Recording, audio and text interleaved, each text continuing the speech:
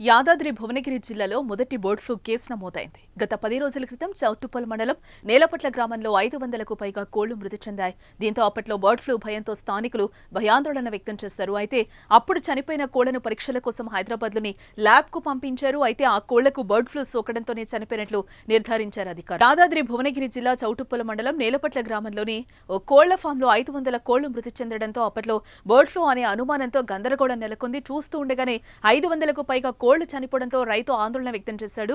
కోళ్లు మృత్యువాత పట్టంపై కన్నీరు పెట్టుకున్నాడు కూడా.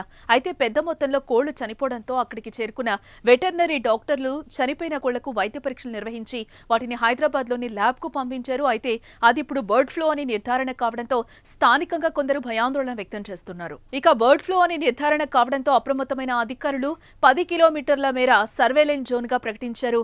గ్రామంలో పోలీస్ పికెటింగ్ తో పాటు కంట్రోల్ రూమ్ ను కూడా ఏర్పాటు చేస్తున్నట్లు అధికారులు తెలిపారు. ఈ పరిధిలో ఉన్న కోళ్లన్నింటినీ పరీక్షించి పరీక్షల నిమిత్తం హైదరాబాద్ కు పంపించారన్నారు.